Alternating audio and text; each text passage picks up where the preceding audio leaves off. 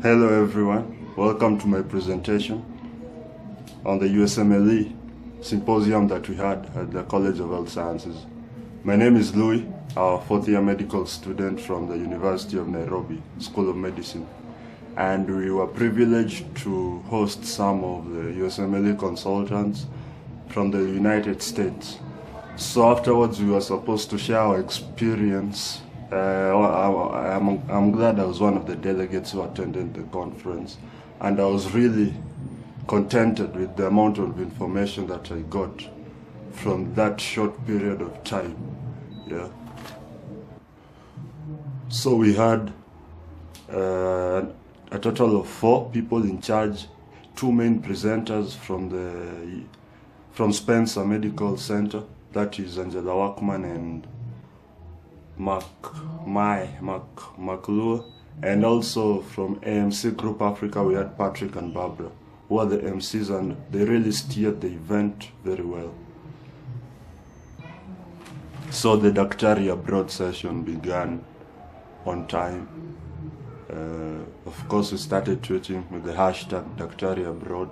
This was one of the ways how we can realize our dream of practicing medicine in the developed countries, first world countries like USA, Canada, and even Australia. Yeah. So we got the knowledge how to kick off things, and the first presentation was about the number of residents in the United States, in each and every state, that is. And New York came first with a whopping 1,800 residents, followed by the rest of the states. We also got to know the universities with the highest expectant, which have high acceptance rates with regards to international medical graduates. And University of Alabama came first, and it had a list of like 20 universities. So the moment you're done with your USMLEs, you can apply to some of these universities, and you can have a guarantee if you've passed that you'll be accepted as a resident in one of these places. We also got an incept of like safety and security. That was a major concern for many of the people who attended the symposium, but it was guaranteed. We know the United States is one of the safest places in the planet, but it's also one of the many terrorist attacks have been happening. So the guys really explained very well, and they told us like we are safe and stuff. And the different cultures, if you're from Africa, you'll have many challenges and how you can cope with such things, financial challenges. All these things were discussed, they were mentioned, and we got in-depth information regarding such issues.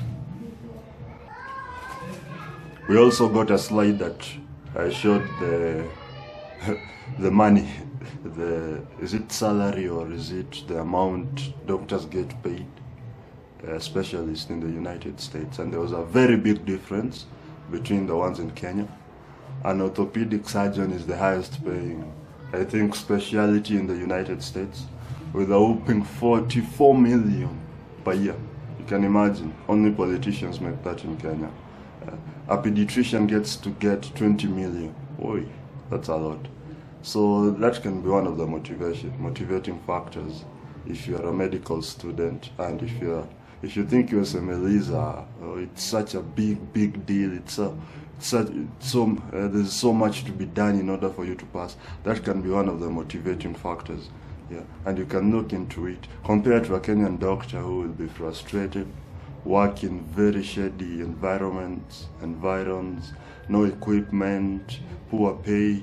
Yeah, you know, even nowadays we have to apply to get an internship or to be posted somewhere. Yeah, so the system here is failing while their system is thriving. Yeah, and you know, like the United States and Canada, they have one of the best medical systems in the world.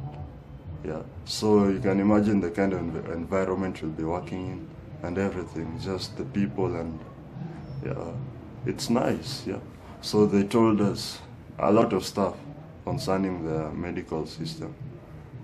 yeah, and how doctors live a good life over there. And as we all know, medicine it's such an expensive investment. So at least it's always good to get returns for an investment.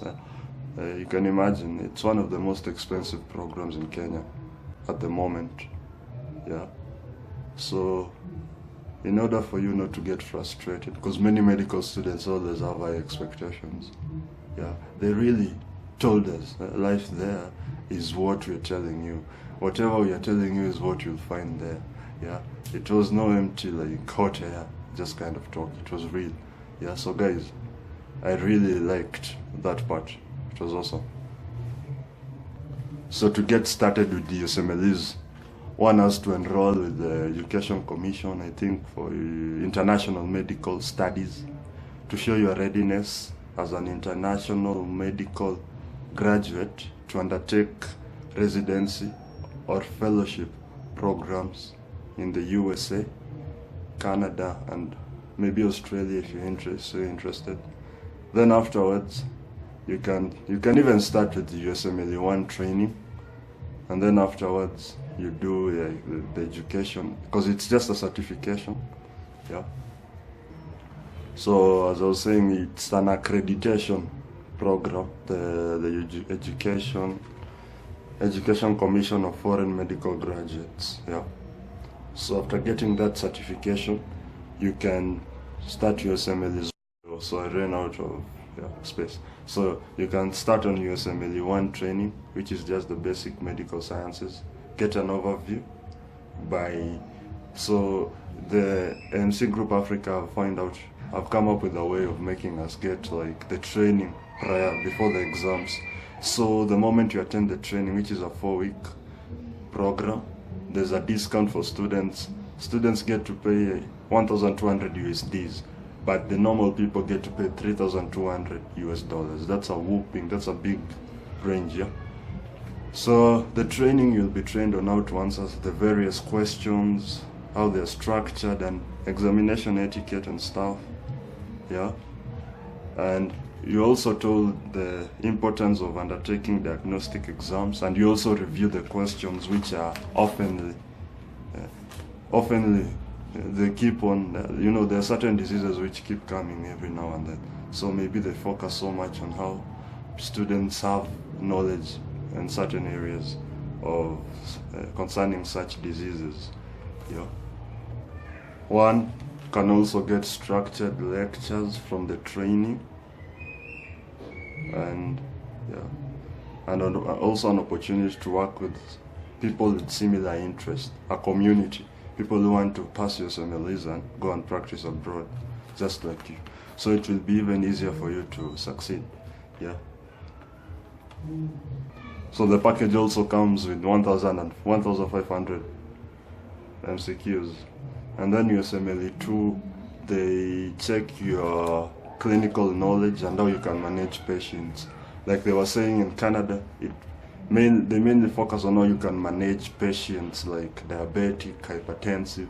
But in the United States, they focus mainly on how you apply the science to the managing of your patients and stuff. So we got to know how these guys do their stuff. So that was really nice, and I was really contented. It was awesome. Yeah, that's what I can use for now. So in USMLE 2, you also need to have good typing skills for you to enter the patient's data as fast as you can. That was one of the skills they told us we really need to work on if you are not at par with. And after USMLE 2, if you're a good medical student and working as we always are, you are free to do USMLE 3, but it was advisable to apply for residency first to increase your matching spots in the various universities that they mentioned. Yeah.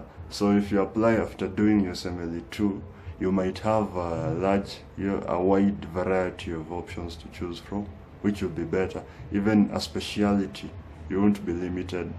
Let's say you wanted to do something like family medicine, but you failed in USMLE 3 because you applied later on. So it's better when you apply after doing USMLE 2, you increase your chances of getting whatever you want, and then you do USMLE 3s afterwards. Yeah, that's the trick now. So the cost of applying for residency is paid by the applicant himself. But, so the more you apply, the more amount you pay. But the residents get paid immediately they start working. Yeah, that was one of the things they got. They told us around 50 to 70,000 US dollars annually. And the working time also differs depending on where you stay. It's always wise to stay near the hospital you're working in, so that when you're paged, you can easily get there in time. So these are some of the things that I'm just pointing out, just to let us know it's possible to work in the USA at peace, at your own comfort, and get good money out of it. Yeah. So we also got information on the types of visa, how we can apply them. Yeah. And the conditions in which, the conditions that are set for every type of visa that you apply. They basically told us the J1 and the H1B visas, and we got sufficient information. It was super awesome, fantastic. Yeah. And this is one of those factors which really determine whether you travel or not. So they really told us the good information. They sieved everything, and we got the cream out of everything. So that was nice. Yeah. So the Great White North, or Canada, we got information on you have to do the exams even if you've done USMLEs to practice in Canada. You have to do the Canadian certification examination. Yeah. We also got to know the public health focus, goals, and profitable public administration. I mean, health is free for everybody, comprehensiveness of everybody, universality, affordability and accessibility. Yeah, with free prescriptions for people below the age of 25 and above the age of 65. Yeah. So it shows you that the quality of healthcare is good in Canada. And afterwards they told us it was easier to get a Canadian visa, the procedures that should be followed. Yeah. And you can organize for a permanent residency card after 3 to 5 years of staying in Canada. So one has to do the Canadian qualifying exams, QE1, which is done in November. So that was good information. Yeah. And the diagnostic exams for the Canadian exams can be gotten from the National Board of Medical Examiners, NBME. And one can take at least 13 diagnostic tests so that you know where you are specifically, whether you can make it or not. Yeah. So the program facilitates the training interviews for residents so that you know what to expect as a resident. Yeah. So a couple of questions raised by Patrick included racism, experienced by various non-Caucasians people, food, culture, loneliness, nostalgia, the cost of living.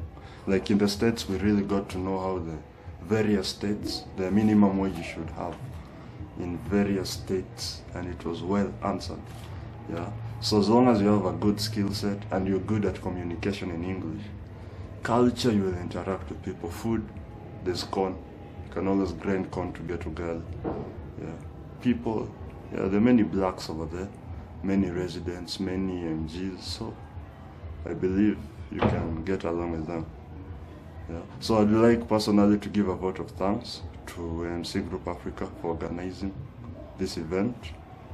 It was such a success, as I can say, one of the best we've ever had. Information brought to our doorstep. I was really contented by what I got as a medical student. We've been asking ourselves questions with no answers, but these guys really came through. They told us what we really needed to know. And the USMLE training program is one of the best initiatives these guys have really come up with. It's going to enable many of us to succeed at very high rates and have, good matching scores to the various residency programs we apply for. So big up Patrick and Barbara and AMC Africa for doing this, and the consultants for taking their time to travel all the way from the United States to come here. Yeah. So as I've said, it was a fulfilling and fruitful experience, and I'm thankful. I really appreciate whoever came up with this idea. Yeah, since we already have an idea, we already know what to expect. We know the procedures, the criteria, and we know it's possible. Yeah, that's all I have. My name is Land. I hope I get the scholarship to do USMLEs. I'm really prepared. Yeah. So thank you, and thank you for listening, and cheers.